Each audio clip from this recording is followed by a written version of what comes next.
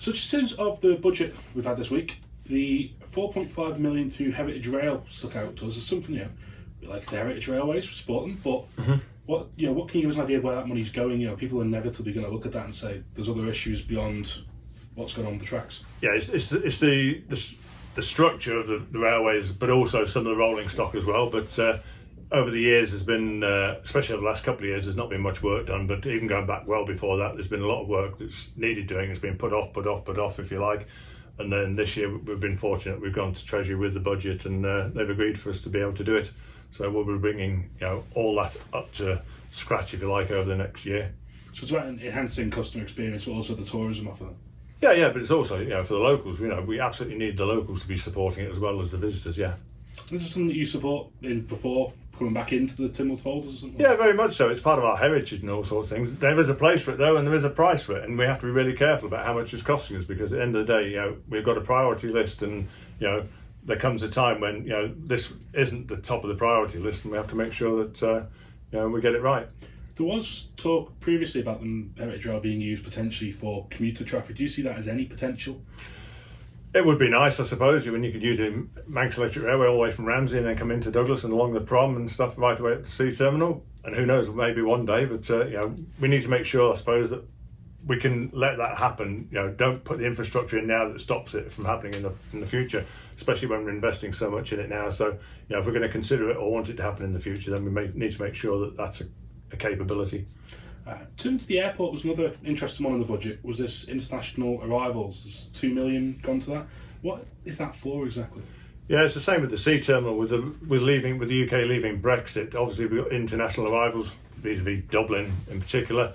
We have to have the red and the green for the customs people and places for them to do searches and search baggage and all sorts of things. So it's basically upgrading the facilities there and hopefully making just the airport and the Sea Terminal a better place to visit, if you like, and use.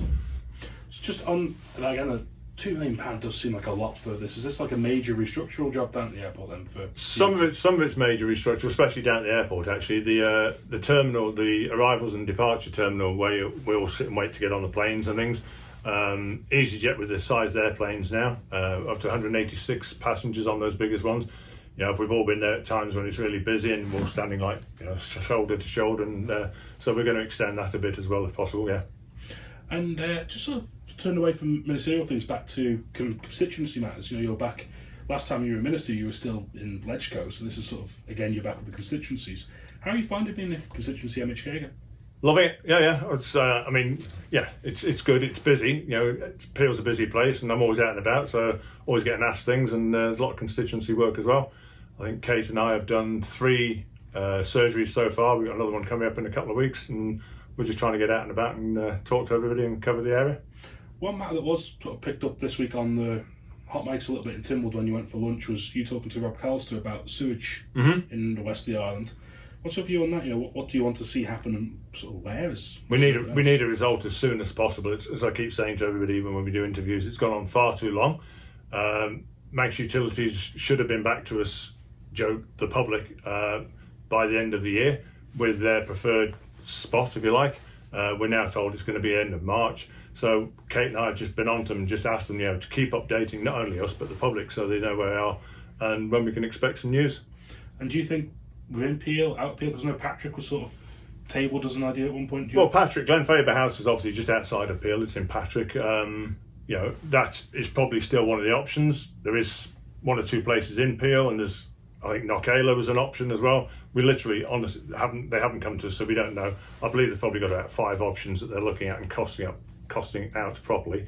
But we hope to hear very, very soon from them. Aside from that, so what is it? When you're certain, because Barry, funny here, you're quite a tall gentleman. You can't disappear into a crowd very easily. When you're out and about in Peel, what is it still one of the key issues that people do bring up with you?